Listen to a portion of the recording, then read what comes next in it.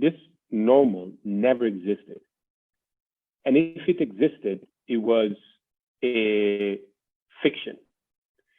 And I happen to be a very big fan of fiction because we can argue that everything is a fiction. But we need to remember and recognize that that is a fiction. Psychological shock.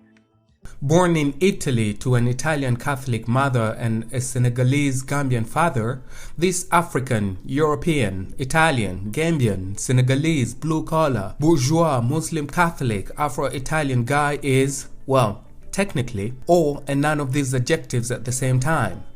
It's important to mention here that that's a self-description of Adama Sanneh, today's Paris Talks podcast guest. Adama is the co-founder and CEO of the Moleskine Foundation, a Milan-based non-profit organization that pursues a mission of creativity for social change with the special purpose of inspiring, encouraging, and connecting young people to transform themselves and their communities through creativity.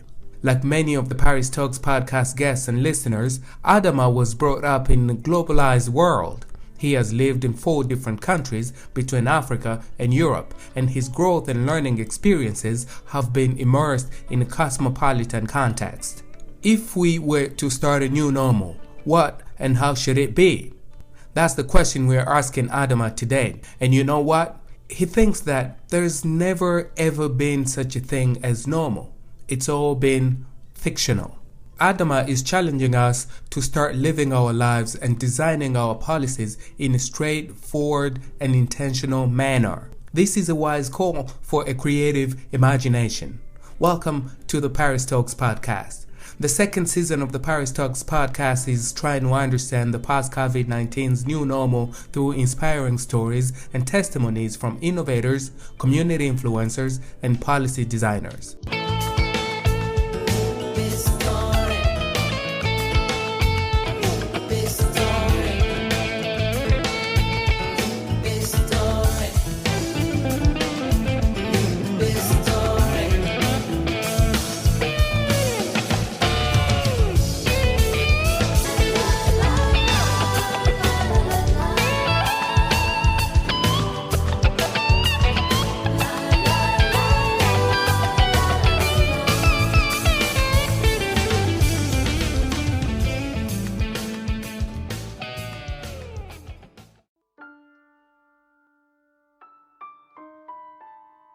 So my name is Adama Sanneh.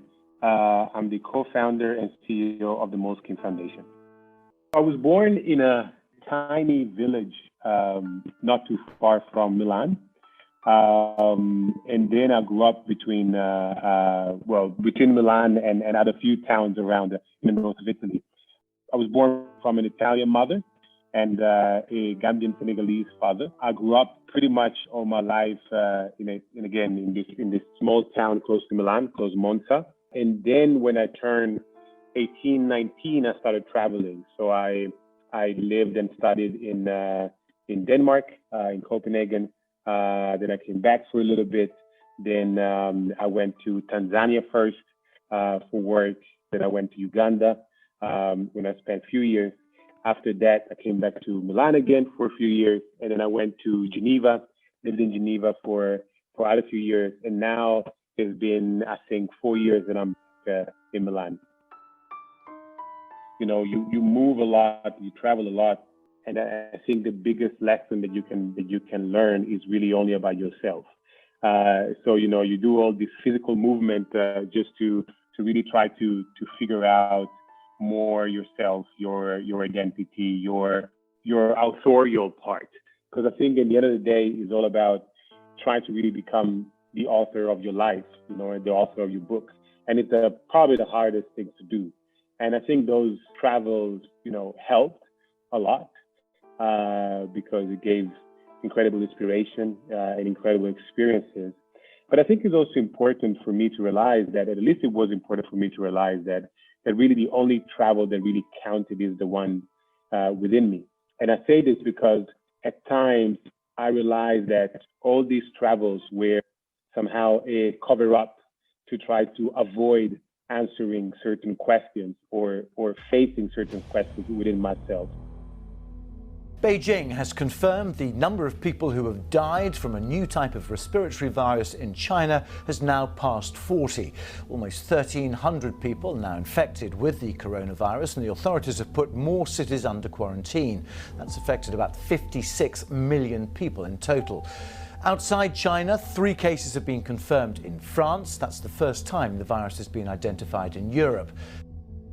I remember it very well because I think everything, it started when I was in Milan, because I'm now living in Milan, and the situation was ramping up a little bit. But to be honest, I think for the first, I would say, weeks, there was this moment where I think the only part in me that was activated was this, I just wanted to be compliant with the law.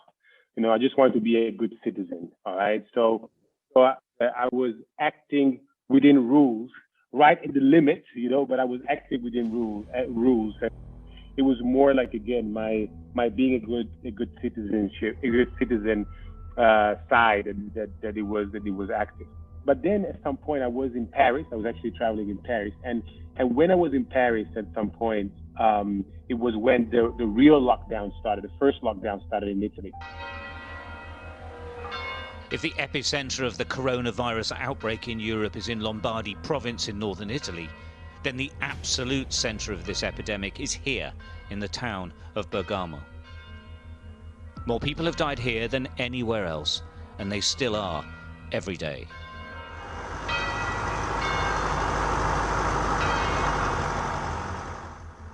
The virus storm swept through these beautiful ancient streets. This medieval town and its modern city is utterly locked down. Only a few venture out.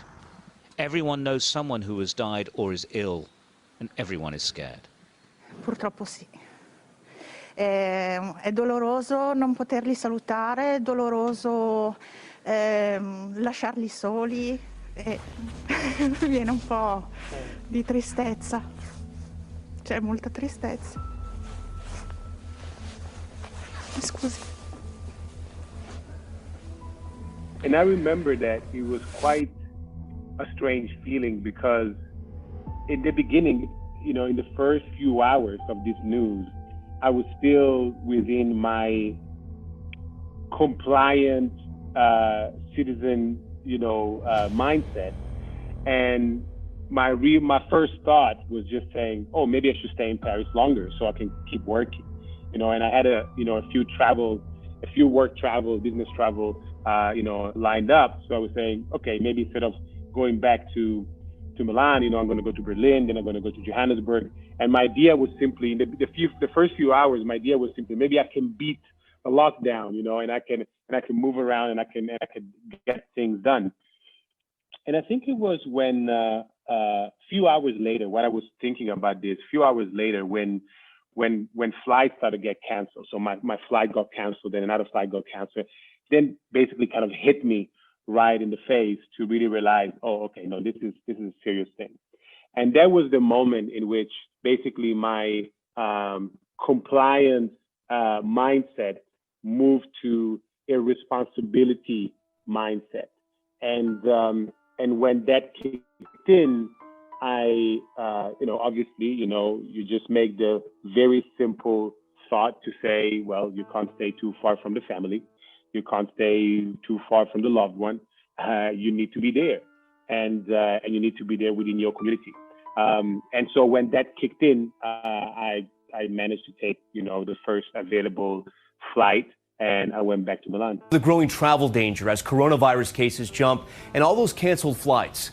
Americans urged to cancel or reconsider travel plans to Europe and Asia. The Louvre Museum in Paris, a magnet for international travelers, shut down today over virus concerns. 130 new cases in that country, a nearly 80% increase in a single day. Tonight, American Airlines and Delta canceling all flights to Milan as cases in Italy spike. This after the Trump administration implemented the highest travel advisory to regions of Italy and South Korea. The administration also announcing screenings overseas. It wasn't really about how long that would have lasted. I think for me, what triggered me was simply to say, okay, if something happened, I need to be close to family. the very simple, feeling was that.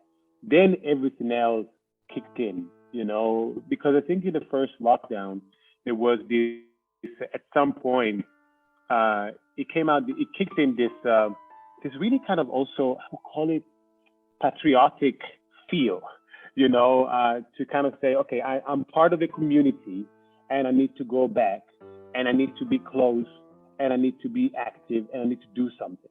And I was I was quite against this idea of calling it a war, or we are at war or things like that, because I think it was the wrong language. But I have to say that at some point, it really kicked in that feeling to say, okay, these are one of those moments in your life. One of the very, very few moments in your life in which you need to be on the good side of history. You can't be in the wrong side of history. And that those moments really happen very rarely. Sometimes they even happen, probably, in such a grandiose way. And I think this was one of those main thoughts that kicked in. In the beginning, it was hard because, because we could continue working and we continued working, I think I didn't pay enough attention of this element of adjustment. So I didn't pay enough attention to really thinking through what was happening. It was just say, okay, you continue with business as usual, you just work from home. Well, not really. It's not that simple. And I think it took me a while to understand that. And I think there were like a few mistakes also that I did also with our team, at the foundation, because we choose to kind of keep going like nothing happened. But looking at, with a distance now, we probably should have taken, a few days, just to really fully be conscious and present in the moment and realize what was happening. So that, because I didn't do that, then it took a little bit longer than to adjust. And but I think at some point, there was a moment I think I found like a very nice routine, and I was trying to wake up relatively early in the morning. I was doing, my usual morning routine with a little bit of physical exercise, a little bit of meditation, and a little bit of reading. But then every morning I would listen to an opera. I'm a big fan of opera. So I would have historically go back, and for example, take Puccini, take Verdi, and so on and so forth. And I would go chronologically and read about that and read the context of it. So in the morning, I would have had that opera, during my work. And then, it was work, lunch and things. And then basically in the evening, I changed my soundtrack. And what I did, I took one of the many top 100 jazz album lists. And I started from, number 100, and I would go up till I get to number 1, reading about the album, contextualizing it, and so on and so forth. So I would try to play my cards in this way,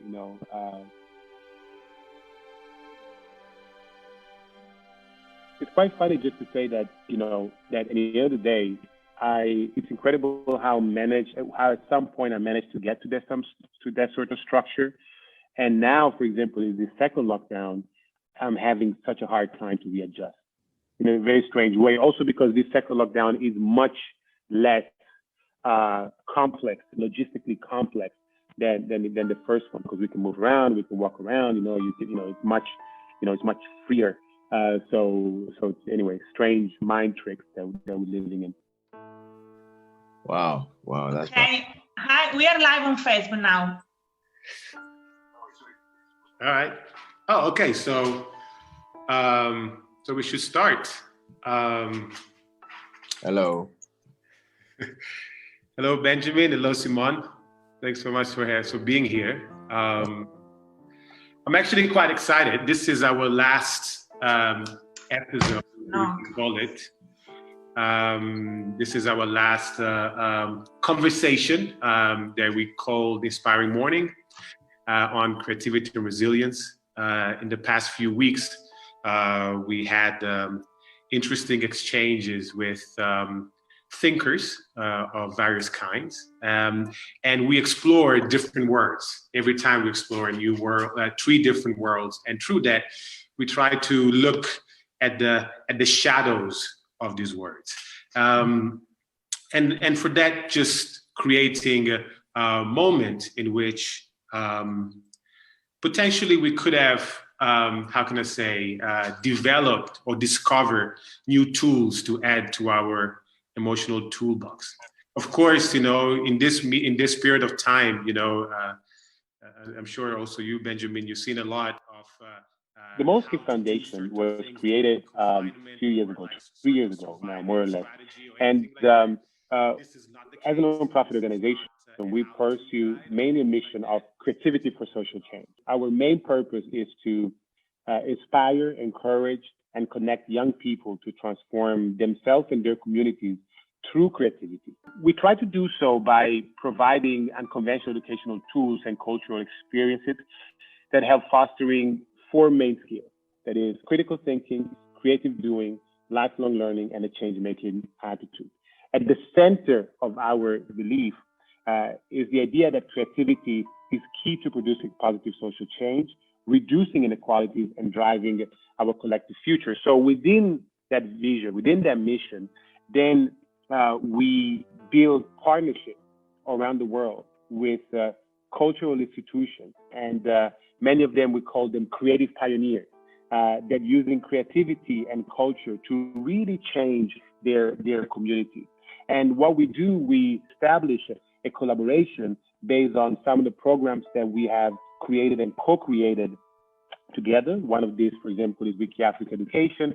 The other one is called At Work. And with then our partners, we implement those initiatives, within the community. And our idea is very simple. The idea is to really to support creative communities around the world and support them to amplify all that impact that they're already doing at a local level. So we have, I would say, the privilege and the capacity to bring together very unique partners. So we try really to bring this, and we try to somehow create and develop a new sector. And this new sector is really this idea of creativity for social change. The coronavirus has caused severe economic harm all over the world as governments take unprecedented measures to control the spread of COVID-19. These include lockdowns and social distancing measures deemed necessary to contain the virus, affecting businesses across many industries. With unemployment levels soaring, international organizations expect the income gap between the richest and the poorest to get even wider. So what can governments do to tackle income inequality? In less than a month, we had to completely revolutionize all our programs because, Moleskine Foundation worked mainly with partners around the world. And we tend to move a lot, work strongly on the ground together with partners. And so probably, 70% of our work was connected to be physically somewhere. And so some of the stuff we needed to cancel or postpone. But I think I'm very proud of what we were able to do in terms of really adapting fast. And in less than a month, we launched an online campaign called The Solution Would Not Be Televised within our Wiki Africa Education program, where we try to activate a community of people to translate COVID-related entries in African languages on Wikipedia.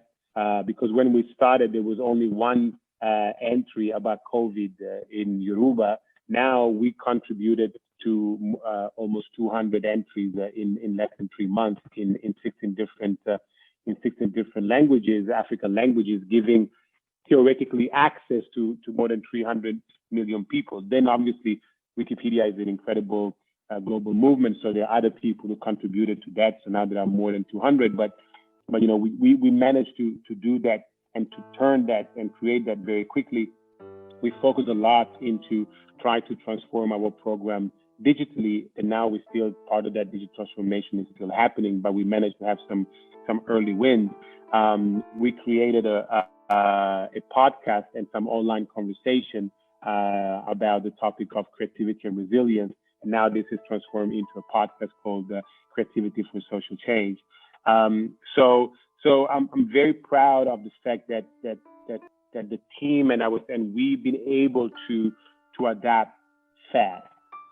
Now, obviously, the tough part is that there was a level of adrenaline and emergency feel that was running in our vein, in the first 3 months. Now this continuous, ambiguity about the current times. I have to admit it's taking a little bit of toll on us. But I'm now we are in that phase to pass from running on adrenaline emergency mode to really start rethinking the way we operate, now in the present and the way we have to build for the future. We've all been living with COVID-19 now for months. Millions have been infected by the virus. Billions have experienced the lockdowns, the isolation, and the economic hardship. I think more and more we're seeing how COVID really is the great revealer. It reveals inequity. It shows issues around wealth, gender, race, and climate. It's as though the virus is saying something to us. You want to get on top of this disease? You've got to address systemic inequalities.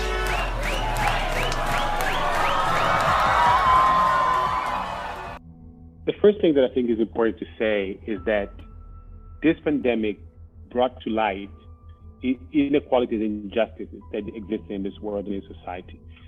Not that before they were not there. They were absolutely there, but they were less visible within the public opinion. So I don't want to be too romantic about it.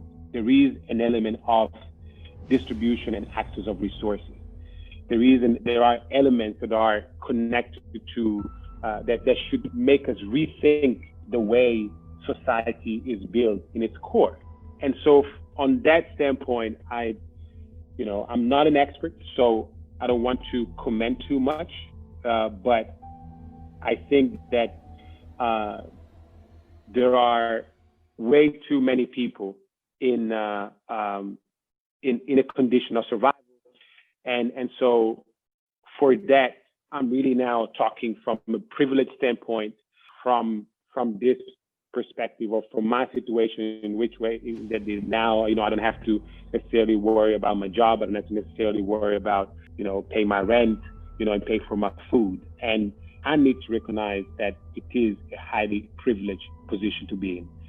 So I don't want to dismiss in any shape or form the material complexity that this pandemic brought up, and the fact that these injustices and inequalities existed before, and now they've been exacerbated from this situation. I really think that this pandemic showcased two things, I would say. The first thing, we are a generation, and I'm 37 now, and I had the chance to speak with my grandfather who's almost 90, when the pandemic started. And him and my grandma and the few people that I could talk to of their generation, I felt that had a completely different view of things. I was more in a situation like, oh, this is the end of the world. When I was talking to my peers, there were all these things where, oh my God, like how things gonna continue, and so on and so forth. And my grandpa, he's part of a generation, and I'm talking about obviously Italy, so it's different where you look in different part of the world. Is the last generation in Italy in which he would just basically say, things happen, then you can censor later. But, he was like, I was born, right after the World War, bam, Second World War happening. Then, then depression, then this, then that, then. So he's part of a generation in which you say, okay, what do you want us to do? Things happen, deal with it, without having this very dramatic things, and so on and so forth. So I think a little bit of this attitude came up, at least in a portion of society and a part of a generation in some countries. The second element I think that this pandemic highlighted is our complete incapacity to be on our own and to reinvent ourselves. And I know we might have touched upon it later, but I need to anticipate it. You know, this conversation was this idea of the new normal, but the problem with it is that there was a normal in the first place. We believed that this normal existed, and this assertiveness in basically deciding and knowing the way society is supposed to be and the way your life is supposed to be, you know, and any deviation from that idea becomes a glitch in the system. So that assertiveness is what I think it also put another load, on our experience because there was this psychological shock, and so, I mean, for certain, I don't want to blame it. I had it too. We all had it, but I also have to say that yes, as an individual, in this case, as Adama, I have to also recognize this on me, and I think there were some people that are very much balanced within themselves, and especially they had a very strong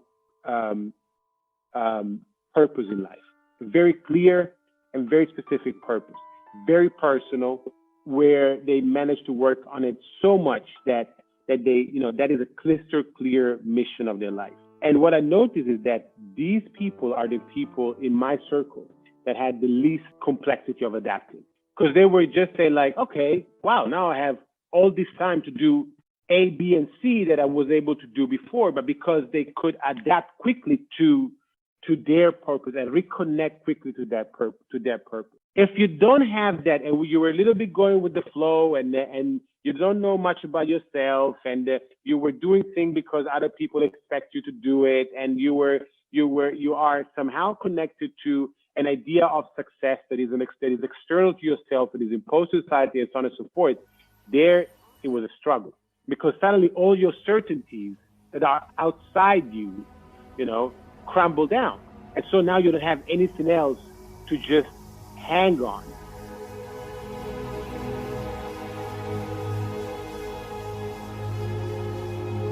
If someone had said to you in December that by April, millions of people all over the world would be infected with a mysterious new virus that has no vaccine, you'd think they were talking about a Hollywood script. It's happened so fast, it almost doesn't seem real. Breaking developments in the coronavirus pandemic. The death toll rising in the U.S., more than 60 dead. Doctors on the front lines in Italy with an ominous warning tonight, calling this the apocalypse and telling the world to get ready. Well, most of us have never lived through anything like this. No one is immune to the COVID-19 virus. It threatens all of us. Now imagine a world where mass outbreaks of deadly diseases are commonplace.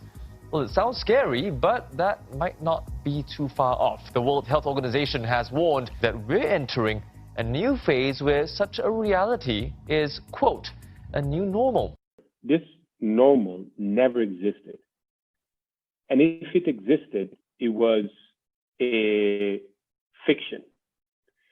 And I happen to be a very big fan of fiction, because we can argue that everything is a fiction, but we need to remember and recognize that that is a fiction. So when we connect to this at the pure individual level, I think that it is important to really realize that the only way is to build your own perception and to build your own story. And on that, I think you don't need a normal to do that. That normal, it's a non-element the moment that you really can start an introspective journey to affirm your uniqueness, your desire, align with your skills, your power, your strategy, your knowledge. So part of me would answer in that way. There is another part of me, though, that is the political self that speaks. And I think that we need to really figure out a way to develop some radical imagination, because I think that now more than ever, the limit of Western democracy, the limit of Western values, and the limit of this system that is somehow imposed in most of the world are crystal clear now. And I think that we cannot fake anymore to just say, okay, things are not really happening. And obviously this is a very complex, task to tackle. But at least I think that we need to thought a language around that. And then maybe one day we can have another conversation and figure out and share some ideas on how to deal with it. Living in this paradise, and when we look outside, everything's more than fine.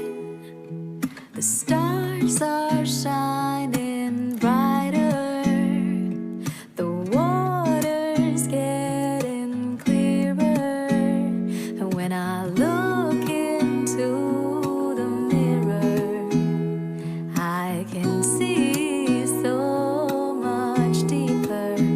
Oh, baby, are you with me? And can you see that maybe this is necessary? The Paris Talks podcast is produced by Michael Bahati. Our theme song is Nipe Story by Shahma Mushaga. Additional music is provided by Pixabay and Sumana Music. For more information about this episode and our other projects, please visit paris-talks.com. Stars, are we strong enough to admit that we're fragile? And now is the time to set it all right,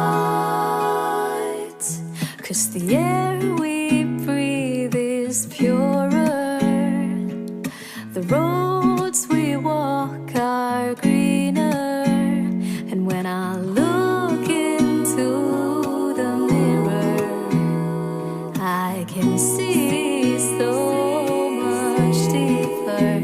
Oh, baby, are you with me? And can you see that maybe this is necessary?